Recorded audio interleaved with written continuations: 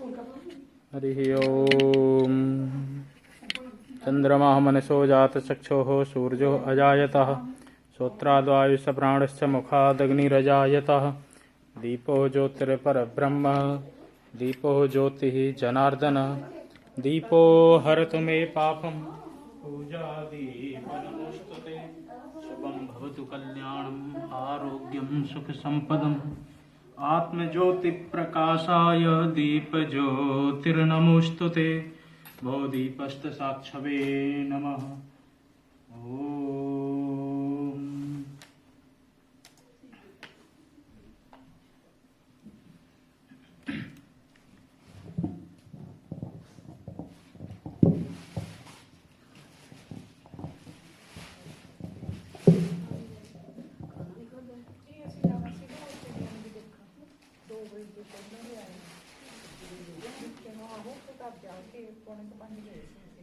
ध्येयं सदा परिभवग्नमभीष्टदोहं तीर्थास्पदं शिवविरञ्चनुतं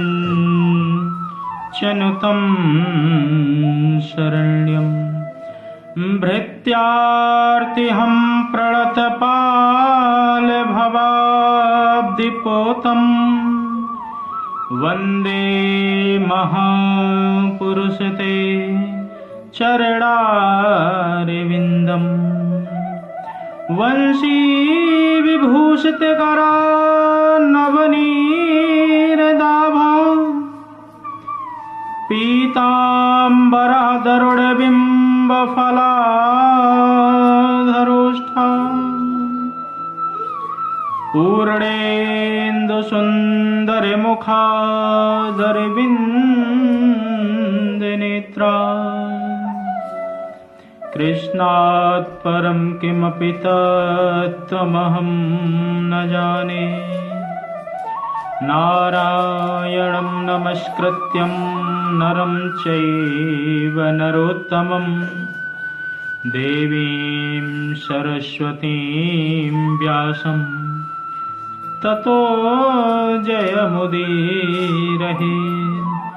भक्ति भक्त भगवन्त गुरु चतुर नाम बपुएक इनके पग बंदन किए सुना सत विघ्न अनेक सुना सत विघ्न अनेक। बोल कृष्ण कन्हैया लाल की जय। एकादशी महारानी की जय। राजा रामचंद्र भगवान की जय। पवन सुत हनुमान की जय। बोल अम्बे मैया की जय। जय जय श्री राधे श्याम। परम मंगल में परात्पर अकारण करुणालय भक्त वांछा कल्पतरु तडिंदित विनिंदित श्री पीतांबर धारी बाल कृष्ण लाल के पाद पद्मों में प्रणाम करते हुए हम सब आज आमलका एकादशी में प्रवेश करेंगे,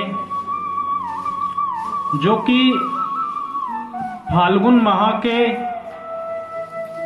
शुक्ल पक्ष में आती है।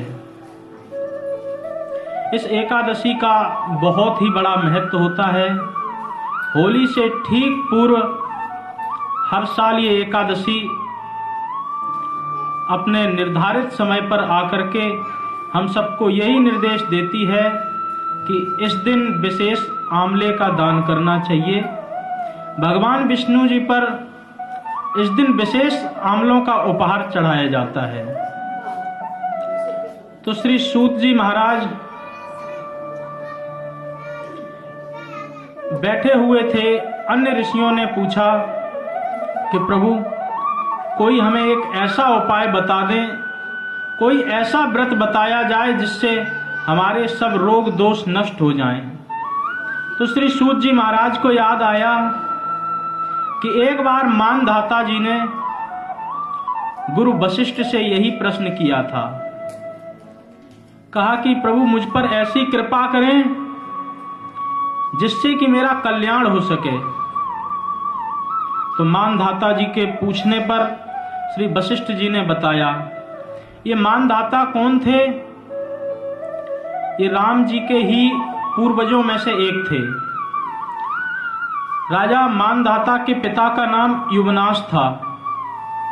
उनके अनेकानेक रानियां थीं, पर किसी के कोई पुत्र नहीं था। तो उन्होंने एक बार चमन ऋषि से प्रार्थना की कि प्रभु आपकी कृपा से घर में सब कुछ दिया हुआ है, परंतु एक भी पुत्र नहीं है, क्या किया जाए? तो चमन ऋषि ने कहा कि आप पुत्रेष्टि यज्ञ करवाएं, आपको पुत्र की अवश्य प्राप्ति होगी। चमन ऋषि जी के कहने पर राजा युवनाश ने यज्ञ करवाया और यज्ञ करवाते करवाते एक दिन यज्ञशाला में बैठे ही उनको नींद आ गई और नींद आकर के वो सोने लगे। जब रात्रि में अर्धरात्रि हुई, जब जागे तो जाग करके उनको बहुत तेज प्यास लगी थी। तो देखने लगे पानी कहाँ रखा, कैसे क्या पिया जाए। तो जब कहीं पानी नहीं दिखा तो एक वहां पर कलश रखा था, उस कलश का ही पानी वो पी गए। जब उस कलश का पानी पी लिया उन्होंने, सुबह सारे ब्राह्मण आए और आकर के यही विचार करने लगे कि हमने जो यहाँ पर एक कलश रखा था, वो कलश का पानी कहाँ पर गया। तो फिर जब उन्होंने बताया कि मैं तो कलश का पानी पी चुका हूं, तो ब्राह्मणों ने कहा कि ये तो बहुत अनर्थ हो गया, क्योंकि इस जल में पुत्र प्राप्ति का सामर्थ्य था। तो राजन, इसके दुष्परिणाम से अब आपके पेट में पुत्र का जन्म होगा। समय पूरा बीता। भगवान की कृपा से राजा युवनाश के पेट में ही राजा मानधाता का जन्म हुआ और जो भगवान के वैद्य हैं उनका नाम अश्विनी कुमार है। उन्होंने राजा युवनाश का पेट फाड़ करके उस बच्चे को बाहर निकाला। ऐसे ही मानधाता का जन्म हुआ और ये मानधाता भगवान श्री राम के ही पूर्वज हैं, श्री राम जी के ही वंशज हैं। तो वशिष्ठ जी से पूछा कि मैं क्या करूं, मेरे कल्याण के लिए आप कोई ना कोई ऐसा उपाय बताएं। तो उन्होंने कहा कि ये माघ फाल्गुन मास के शुक्ल पक्ष में जो एकादशी आ रही है, इसका यदि व्रत रखोगे और आंवलों का दान करोगे तो तुम्हारा सब प्रकार से कल्याण होगा। आंवला वैसे भी बहुत गुड़ी होता है। आंवला में अनेकानेक प्रकार के रोगों को नष्ट करने की क्षमता है। कई ऐसे रोग हैं जो केवल आंवला सेवन करने से ही नष्ट हो जाते हैं। कई बार बालों का झड़ना हो, आंखों से कम दिखता हो या शरीर में कैल्शियम की कमी हो गई हो, आदि आदि अनेकानेक रोगों के लिए आंवला बहुत उपयोगी है। तो चर्म रोग में भी फायदेमंद होता है। यदि किसी को खांसी हो रही हो तो आंवले का चूर शहद के साथ मिलाकर के खा ले तो उसकी खांसी भी ठीक हो जाती है। किसी को ज्यादा दस्त हो गया हो, लूज मोशन हो गई हो, तो आंवले में ही थोड़ा सा नमक मिलाकर के उबालें और उसका ही रस पी लें तो उसमें भी बहुत लाभ मिलता है। पेट में पथरी के लिए भी आंवला बहुत उपयोगी है। ऐसे अनेकानेक रोग हैं जिसके लिए आंवला बहुत ही उपयोगी है। और खाली पेट आंवला खाने से व्यक्ति की त्वचा भी अच्छी रहती है। त्वचा पर किसी प्रकार का कोई विशेष प्रभाव नहीं पड़ता है। तो इसलिए आंवले का सेवन जरूर करना चाहिए, क्योंकि आंवला पेट के कीड़े भी मारता है और डायबिटीज की बीमारी में भी बहुत कारगर होता है। तो इसलिए खाली पेट आंवला का उपयोग जरूर करें, क्योंकि ये आंवला भगवान के श्री मुखार बिंद से ही साक्षात प्रकट हुआ है।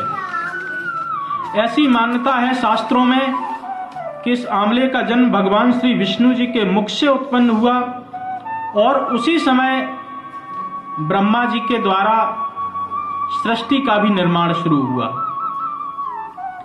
तो वही कथा आज श्री वशिष्ठ जी मानधाता जी को सुना रहे हैं।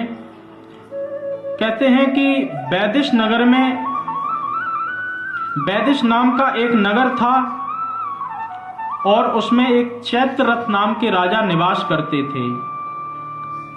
वहां पर चारों वर्ण के लोग रहते थे, ब्राह्मण, क्षत्रिय, वैश्य और शूद्र। वो चारों लोग अपने अपने वर्ण व्यवस्था अनुसार काम किया करते थे। पहले इन चारों वर्णों को ऋषियों ने ऐसी परंपरा बनाई थी कि इनको कहीं किसी दूसरे के काम करने की आवश्यकता ही नहीं पड़ती थी। ब्राह्मण के लिए उन्होंने कहा कि आप अग्निहोत्र करो, अपना पाठ पूजन करो और बाद बाकी खाने पीने का काम राजा देखा करता था। क्षत्रिय जो भी योद्धा होते थे वो राजा के सैनिक में भर्ती हो जाते थे, तो राजा ही उनकी भी देखभाल करता था। वैश्य भी राजा के अधीन होकर के ही कर्म करते थे, क्रय विक्रय का व्यापार करते थे, तो उन वैश्यों को भी समय समय पर राजा को कर भी देना पड़ता था, लेकिन उसमें भी उनका बहुत लाभ होता था। इसी प्रकार से शूद्र थे, शूद्रों को विशेष सेवा का ही लाभ दिया जाता था। भगवान श्री गीता में अर्जुन को उपदेश देते हुए यही समझा रहे, चातुर्वर्ण्यम मया सृष्टम गुण कर्म विभागसा, कि चारों वर्ण का गुण और कर्मों के अनुसार मेरे द्वारा ही प्रादुर्भाव हुआ। मैंने ही इनको बनाया है और सबके काम भी निर्धारित किए हैं। सबसे पहले ब्राह्मण का काम बताया है, समोदमस्तपः शोचा क्षांतिर्राजमेवचा ज्ञानम विज्ञान मस्तिक्य ब्रह्म कर्म स्वभावजम। ब्राह्मण का विशेष कर्म है कि अपने मन के अंतःकरण को शुद्ध रखे, ज्ञान अध्ययन करे और दूसरों को अध्यापन कराए, खुद पढ़े दूसरों को पढ़ाए, यज्ञ करे और दूसरों को भी यज्ञ कराए। ये ब्राह्मण के विशेष कर्म थे। इसी प्रकार क्षत्रिय के कर्म शौर्यम तेजो धृतिर्दाज्यम युद्धे चाप्य पलायनम दानमीश्वर भावश्च छात्र कर्म स्वभावजम। क्षत्रिय के जो विशेष कर्म हैं, शूरवीरता, तेज, शौर्य, युद्ध में भाग लेना, इसके साथ साथ दान भी देना ऋषियों को, संतों को, ब्राह्मण को, और दान देने के बाद अपने नित्य कर्म को देखते हुए कोई यदि व्यक्ति निहत्था है तो उस पर कभी हाथ नहीं उठाएं। स्त्री बच्चों पर भी कभी हाथ नहीं उठाना चाहिए। तो क्षत्रियों का जो कर्म था वो इस प्रकार से निर्धारित किया गया था ऋषियों के माध्यम से। इसी प्रकार वैश्य लोग जो बनिए लोग थे, उनका भी कर्म विधिवत रूप से बताया गया है। कृषि गौक्ष वाणिज्य वैश्य कर्म स्वभावजम। खेती करना, खेती के माध्यम से अनाज पैदा करना, क्रय करना, विक्रय करना, क्रय विक्रय के साथ साथ व्यक्ति विशेष को यदि कोई व्यक्ति उसके अधीन कर्म कर रहा है तो उसकी मेहनत के अनुसार फल दे देना, और अपने काम में भी पूरी ईमानदारी बरतना। ये नहीं कि मिलावटी सामान बेच करना, मिलावटी सामान बिल्कुल क्रय विक्रय नहीं किया जाता था। ऐसी हमारे ऋषियों के द्वारा, ऐसी हमारे शास्त्रों में परंपरा ही बनाई दी गई थी। शूद्रों का कर्म था परिचालकम कर्म शूद्रमपि स्वभावजम। लोगों की सेवा करना ही शूद्रों का विशेष कर्म था कि लोगों की सेवा करेंगे और सेवा से जो पुरस्कार मिलेगा उसी से ही उनका भरण पोषण हुआ करता था। तो चैत्ररथ नाम का राजा राज्य करता था एक वैदिश नरक में। वैदिश नामक नगर में, तो बड़ा ही विद्वान था, बहुत ही धर्मात्मा था। धर्मात्मा के साथ साथ भगवान विष्णु जी की बहुत ही आराधना किया करता था। एक समय फाल्गुन मास की यही जो आज के दिन अमला एकादशी है, यही एकादशी आई। राजा ने हर्ष पूर्वक मंदिर में आकर के अनुष्ठान किया, कलश रखवाए और विधिवत व्रत किया। व्रत करने के साथ साथ विधिवत पूजन करके रात भर जागरण किया। वहीं पर एक बहेलिया अपने शिकार को खोजते खोजते आया और आकर के देखने लगा कि इस मंदिर में क्या हो रहा है। तो उसकी रुचि हो गई कि चलो आज भी हम भी बैठ करके देखते हैं। उसको उस दिन खाने को कुछ भी नहीं मिला था, और जब कुछ भी नहीं मिला तो वो एक कोने में एकांत में बैठ करके राजा के कर्म को ही देखता रहा कि राजा क्या कर रहा है, कैसे कर रहा है। राजा के कर्म को देखते देखते और पूरी रात उसने अपनी बिता दी। इस प्रकार से उसका अनजाने में ही एकादशी का व्रत हो गया और एकादशी की अर्चना वंदना हो गई। इसका परिणाम क्या हुआ? जब उस बहेलिया की मृत्यु हुई तो कर्म के अनुसार उसको नरक में जाना चाहिए था, क्योंकि किसी भी जीव जंतु के प्राण लेने का ये हमको अधिकार नहीं है। यदि जो भी जीव जंतुओं के प्राण लेता है, ऐसे इस प्रकार से 28 नरकों का वर्णन है। जैसे हमारी कानून व्यवस्था में लॉ होती है कि ये यदि दंड, ये अपराध करोगे तो इसका ये दंड मिलेगा। इसी प्रकार श्रीमद् भागवत महापुराण में 28 प्रकार के ऐसे नरकों का विधान है।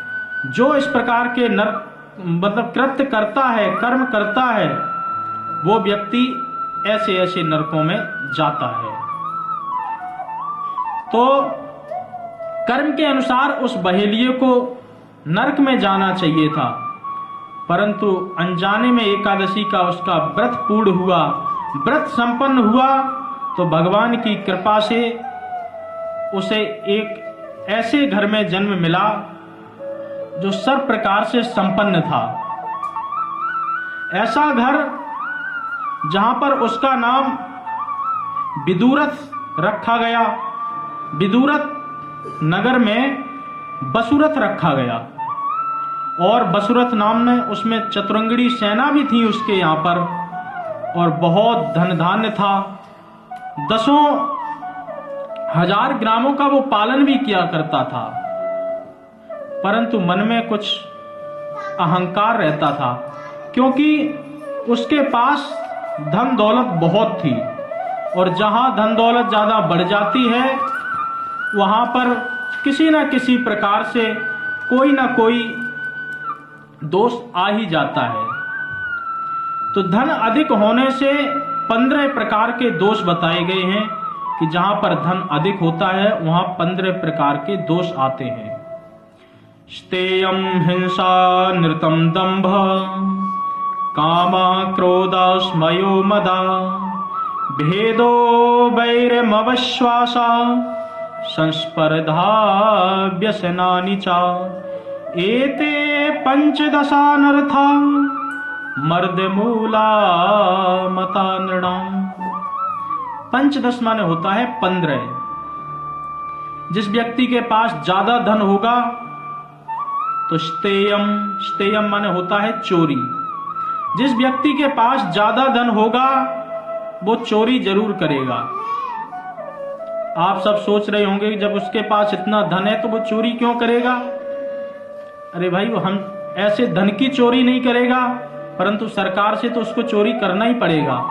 उसको बताना पड़ेगा कि असली फाइल तो अंदर रखी है, दूसरी फाइल ऐसी बनाओ, क्योंकि इनकम टैक्स का डर है। तो सरकार से तो उसको चोरी करनी ही करनी पड़ेगी। दूसरा है हिंसा। जिस व्यक्ति के पास में धन ज्यादा होता है उसका स्वभाव भी हिंसावान हो जाता है। नौकरों पर वह हिंसात्मक वृत्ति से ही बर्ताव करता है, उनको बुरी तरह डांटता है और डांट करके उनको ये दिखाना चाहता है कि हमारे पास इतना धन है और तुम हमारे नीचे काम करने वाले हो।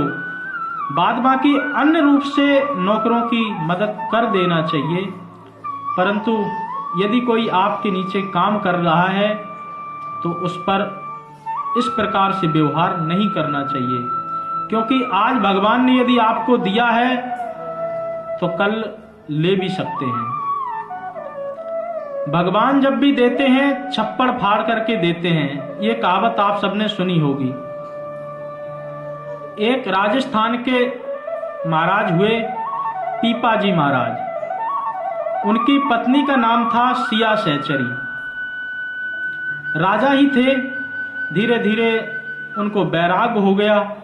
जब वैराग्य हुआ तो उन्होंने कहा कि चलो सब कुछ छोड़ करके हम अपने तपस्या करने चलते हैं। जंगल में गए, जंगल में जाकर के एक कुटिया बना करके रहने लगे।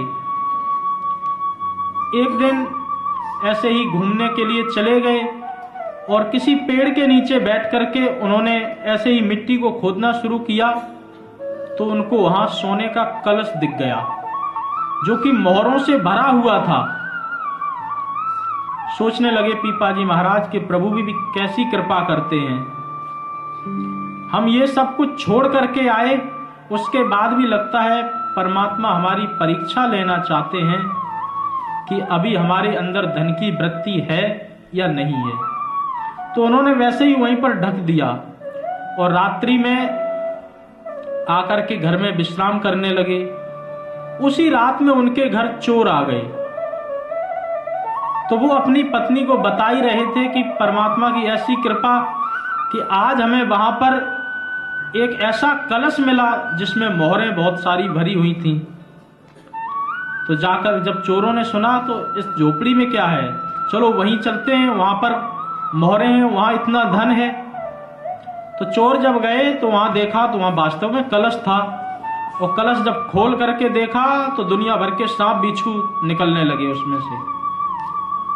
सोचने लगा कि बाबा बहुत चालाक है, इसने जान लिया होगा कि मैं चोरी करने आया हूं, तो इसने सोचा कि ऐसी जगह इनको भेजा जाए जहां पर सांप बिच्छू काट ले और इसकी मृत्यु हो जाए, तो हम भी उससे बदला लेंगे। तो उस कलश को का मुंह बांध करके ले आए और छत पे चढ़ करके छप्पड़ को फाड़ करके वहां से कलश को उल्टा कर दिया ताकि सांप बिच्छू इस बाबा जी को खा लें और ये मर जाए। परंतु परमात्मा की ऐसी कृपा हुई कि जैसे ही कलश उल्टा तो मोहरें झरझर झरझर झर मोहरें गिरने लगी उनके ऊपर। तभी से ही ये कहावत पड़ गई कि भगवान देता है तो छप्पड़ फाड़ के देता है। हम सब लोग सिर्फ इतना ही कहते हैं कि भगवान देता है तो छप्पड़ फाड़ के देता है, परंतु इसके आगे की भी कहावत है कि भगवान जब लेता है तो थप्पड़ मार के लेता है। बोलो राधे राधे। तो जहां पर धन ज्यादा होता है वहां पर ये 15 प्रकार के अनर्थ होते हैं। पहला स्तेयम चोरी है, दूसरा हिंसा है, हिंसात्मक वृत्ति हो जाती है। तीसरा है अनृतम, झूठ बोलना। जिसके पास धन ज्यादा होता है वो कई बार झूठ भी बोलता है। जैसे आपके पास धन ज्यादा है और आपको पता चल जाए कि दूसरा व्यक्ति धन मांगने के लिए आया है और इससे वापस भी नहीं मिलेगा,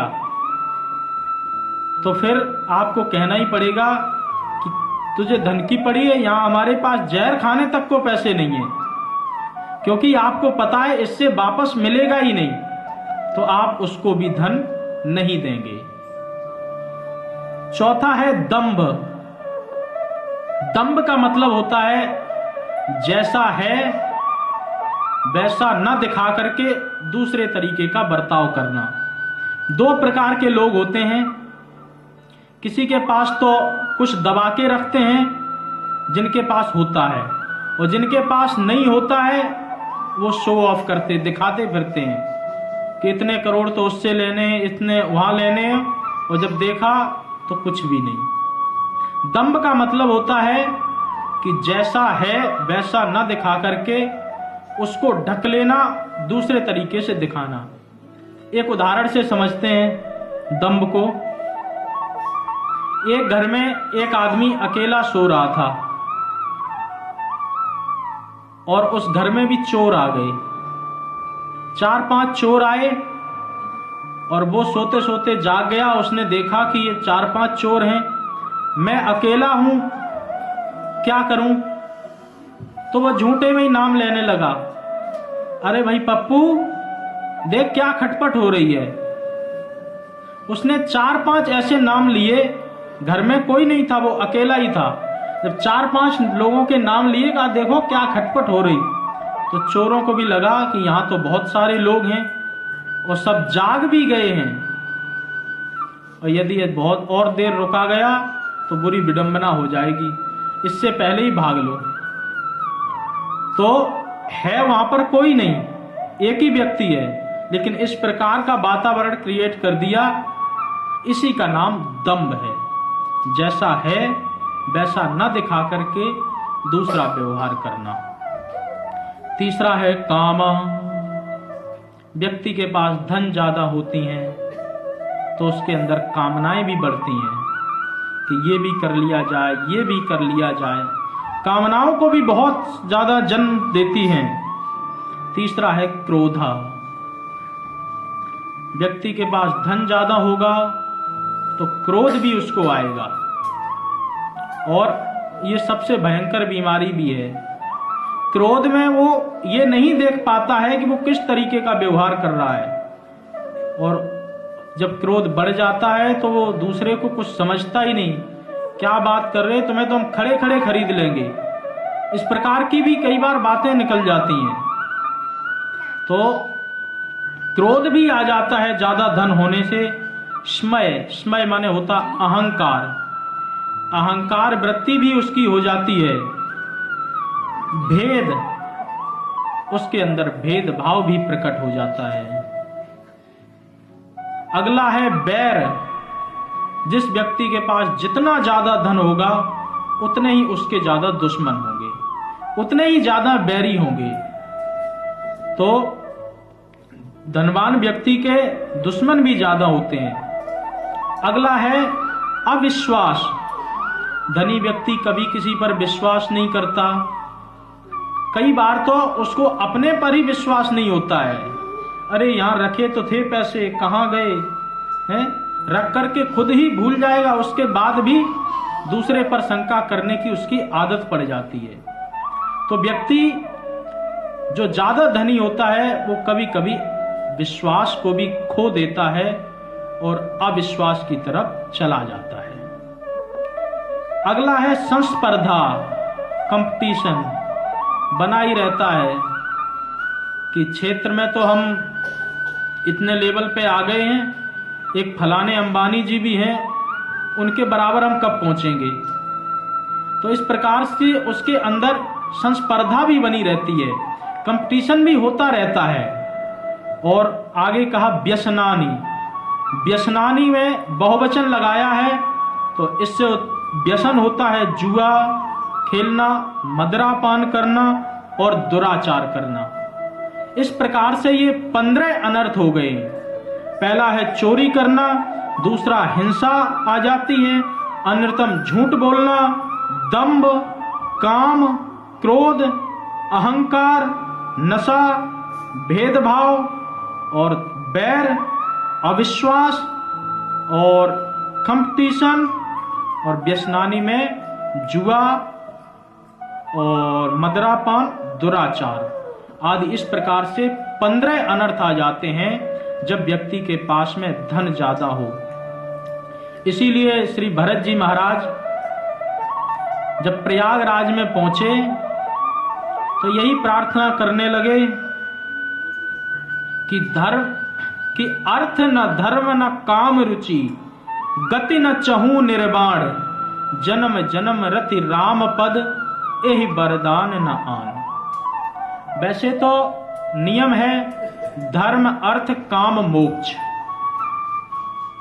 परंतु भरत जी सबसे पहले अर्थ का नाम ले रहे, कह रहे हम धर्म को कैसे छोड़ सकते हैं। अगर हमें छोड़ना है तो सबसे पहले इस अर्थ को छोड़ें, क्योंकि इसी अर्थ के कारण ही हमारी अयोध्या में इतना बड़ा अनर्थ हुआ। क्योंकि केकई भरी मंथरा दासी, भरत ही राज राम बनवासी। अर्थ की कामना थी केकई को, इसीलिए तो भरत जी के लिए इतना बड़ा साम्राज्य मांग लिया और भगवान जो साक्षात हैं उनको वन में भेज दिया। तो सबसे पहले हम इस अर्थ को ही त्यागते हैं, ताकि इस अर्थ के कारण अब कोई दूसरा अनर्थ ना हो। यदि व्यक्ति के पास फिर भी धन ज्यादा बढ़ जाए तो धन का अनेकानेक शास्त्रों में दान का विशेष वर्णन है, क्योंकि दान करने से और हर एक जिस चीज से आप दान करोगे उसका विशेष महत्व होता ही है। पग पवित्र तीर्थ किए, कर पवित्र किए दान, मुख पवित्र हरि भजन से होए त्रिविध कल्याण। यदि जब आप मंदिरों में आते हैं या किसी देव स्थान में जाते हैं या कहीं भी तीर्थ स्थान में जाते हैं तो आप जितने पग चलते हैं, यहाँ तक कि गंगा जी के लिए तो कहा गया गंगा गंगम सयो भूयात योजना नाम शतैरपि। बोले जितने जितने पग हम चल करके गंगा जी जाते हैं उतने उतने एक पग में हमें एक राजसू यज्ञ का फल मिलता है। इसी प्रकार से जब हम किसी देव स्थान में आते हैं, मंदिर में आते हैं, किसी तीर्थ में जाते हैं, तो जितने पग हम चल करके जाते हैं उतने पग हमें करोड़ों यज्ञों का फल मिलता है। तो इसीलिए मंदिरों में, देव स्थानों में, तीर्थ स्थानों में व्यक्ति को जरूर जाना चाहिए, क्योंकि इसके साथ साथ पग पवित्र तीर्थ किए, इससे हमारे पैर भी पवित्र होते हैं। कर पवित्र किए दान, जितना जो व्यक्ति दान करेगा उसके उतने ही हाथ पवित्र होंगे। और तीसरा है मुख पवित्र हरि भजन से, जितना जो व्यक्ति हरि भजन करेगा, हरि संकीर्तन करेगा, उतना ही उसका मुख पवित्र होगा। ये 3 प्रकार के विशेष कल्याण हैं। तो इसीलिए पानी बाड़े नाव में, घर में बाड़े दाम, दोनों हाथ उलीचिए, यही सज्जन को काम। यदि व्यक्ति के पास धन ज्यादा हो जाए तो व्यक्ति को धन का अर्पण अन्य जगहों पे कर देना चाहिए। शुक्राचार्य की शुक्र नीति में 5 जगह ऐसी बताई हैं कि धन का क्या करें।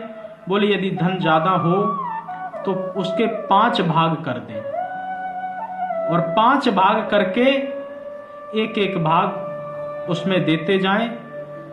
तो विशेष सबसे पहला उन्होंने दान ही बताया है, कहीं दान कर दें। दूसरा है कि दान करने के साथ साथ अपने किसी व्यवसाय में लगा लें जिससे आता भी रहे।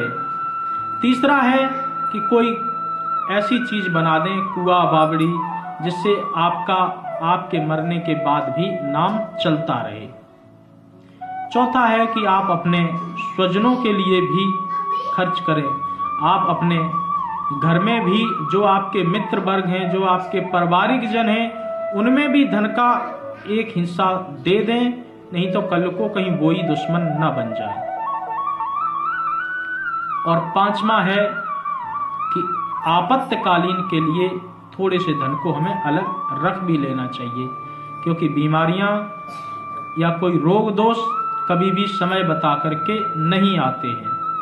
इस प्रकार से यदि व्यक्ति के पास में धन ज्यादा बढ़े तो इस प्रकार से दान आदि करके वह उस धन का उपयोग कर सकता है, क्योंकि आपकी इस नाजायज कमाई का बहुत से लोग लाभ उठा लेंगे, परंतु आप ये नाजायज कमाई जिन कर्मों के साथ कर रहे हैं उन कर्मों को भोगने वाला, उन कर्मों को बांटने वाला कोई भी नहीं मिलेगा। इसीलिए आप धन का सदुपयोग करें और कोशिश करें कि किसी अन्याय से हमारे पास में धन ना आए। यदि आ जाए तो उसको जितनी जल्दी हो सके आगे की तरफ प्रेषित कर देना चाहिए। इस प्रकार से धन का जो प्रभाव था वो धीरे धीरे नष्ट हो गया और एक दिन राजा शिकार खेलने के लिए गया और शिकार खेलते खेलते वह रास्ता भटक गया, रास्ता भूल गया और उस रास्ते को भूलने के साथ साथ उसने देखा कि अब कोई मार्ग दिख नहीं रहा तो क्या करूं। तो वह रात में सोने लगा एक वृक्ष के नीचे। जब एक वृक्ष के नीचे सोया तो कुछ ही देर बाद कुछ डाकू आ गए और डाकू आने के बाद में उस राजा को ले गए नर बलि चढ़ाने के लिए। जब उस राजा को पकड़ करके ले गए तो लेकर के काली माता के मंदिर पर रख दिया और जैसे ही तलवार मारने को उद्यत हुए माता भवानी साक्षात प्रकट हो गई और उन सभी डकैतों को, उन सभी डाकुओं की गर्दन काट दी। बोल काली माता की जय। राजा को बड़ा हर्ष हुआ और सोचने लगा कि ये चमत्कार कैसे हो गया। तभी आकाशवाणी हुई और आकाशवाणी के माध्यम से बताया कि भगवान विष्णु के अलावा तेरी कौन रक्षा कर सकता है राजन। तूने एक बार अनजाने में ये अमला एकादशी का व्रत रखा था, उसी के प्रभाव से आज तेरे ये प्राण बच गए हैं। तो ये एकादशी बहुत ही उत्तम एकादशी है और इस एकादशी को प्रत्येक व्यक्ति को व्रत करना चाहिए। मैं हर एकादशी में कहता हूँ कि एकादशी में अन्न का ग्रहण करना सर्व त्याज्य होता है। 5 वर्ष के बच्चे को छोड़ करके और 90 वर्ष के बूढ़े को छोड़ के प्रत्येक व्यक्ति के लिए एकादशी अनिवार्य है। प्रत्येक व्यक्ति एकादशी का व्रत करे, क्योंकि एकादशी का विशेष मतलब है 10 इंद्रियां और 1 मन। 5 हमारी ज्ञान इंद्रियां हैं, 5 हमारी कर्मेंद्रियां हैं और 1 मन है। जिस दिन हम एकादशी का व्रत करें उस दिन 5 हमारी कर्मेंद्रियां एवं ज्ञान इंद्रियां और मन हमारे अनुकूल रहे, इसी भाव से ही एकादशी का व्रत किया जाता है। और इस एकादशी को ब्रज में रंग भरनी एकादशी भी कहते हैं। श्रीनाथ द्वार में कुंज एकादशी के नाम से भी इसे जाना जाता है। खाटू श्याम में खाटू एकादशी कही जाती है। विशेष इस एकादशी पर आंवले का दान किया जाता है। वैसे ही आज 2-3 प्रोग्राम होने की वजह से समय सीमा का अतिक्रमण हो गया है, तो आज की कथा का हम यहीं विश्राम करते हैं। अगली कथा एकादशी के दिन ठीक 5 बजे प्रारंभ हो जाएगी, तो आप सब आकर के एकादशी की कथा श्रवण करें, क्योंकि ये कथा ही जीव की व्यथा नष्ट कर सकती है।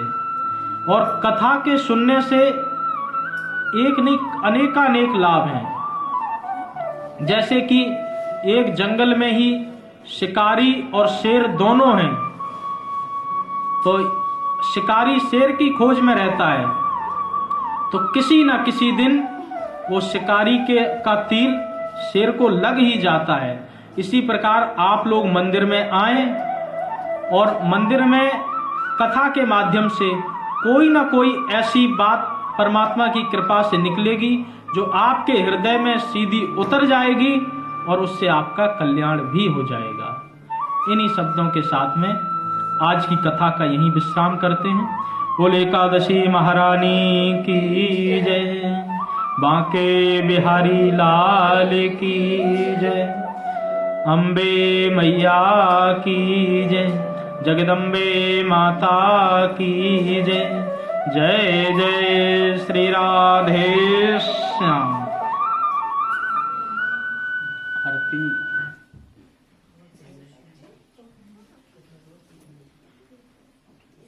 बुला लो सबको। सभी लोग खड़े होकर के आ जाएं, आरती में सम्मिलित हों।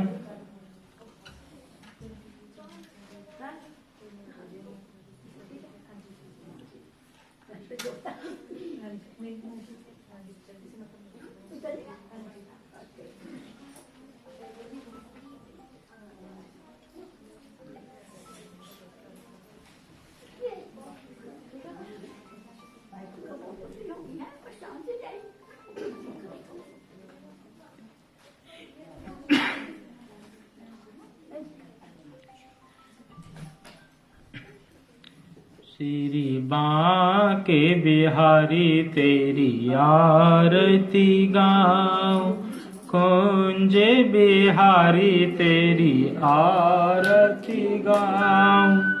आरती गाऊं प्यारे तुमको मनाऊं, आरती गाऊं प्यारे तुमको मनाऊं। श्री बांके बिहारी तेरी आरती गाऊं। मोरे मुकुट तेरे शीश पे सोए, मोरे मुकुट तेरे शीश पे सोए। प्यारी बंसी तेरो मन मोहे, प्यारी बंसी तेरो मन मोहे। देख छवि बलिहारी में जाऊं, श्री बांके बिहारी तेरी आरती गाऊं। चरणों से निकली है गंगा प्यारी, चरणों से निकली है गंगा प्यारी। जिसने सारी दुनिया तारी, जिसने सारी दुनिया तारी। उन चरणों में मैं शीश झुकाऊं, श्री बांके बिहारी तेरी आरती गाऊं। आरती गाऊं प्यारे तुमको मनाऊं, आरती गाऊं प्यारे तुमको मनाऊं। बांके बिहारी तेरी आरती गाऊं। श्री हरिदास के प्यारे तुम हो, श्री हरिदास के प्यारे तुम हो। मेरे जीवन धन भी तुम हो, मेरे जीवन धन भी तुम हो। तेरी छवि पे मैं बलि बलि जाऊं, श्री बांके बिहारी तेरी आरती गाऊं। आरती गाऊं प्यारे आपको मनाऊं, आरती गाऊं प्यारे आपको मनाऊं। श्री बांके बिहारी तेरी आरती गाऊं, कुंज बिहारी तेरी आरती गाऊं। श्री बांके बिहारी तेरी आरती गाऊं। हरि ओम कर्पूर गौरम करुणावतारम संसारे सारम भुजगेन्द्रहारम सदा वसंतं हृदयारविंदे भवं भवानी सहितं नमामि। त्वमेव माता च पिता त्वमेव, त्वमेव बन्धु च सखा त्वमेव, त्वमेव विद्या द्रविणं त्वमेव, त्वमेव सर्वं मम देव देव, त्वमेव सर्वं मम देव देव। हरि ओम। भगवान को आरती दे रहे हैं। भगवान को आरती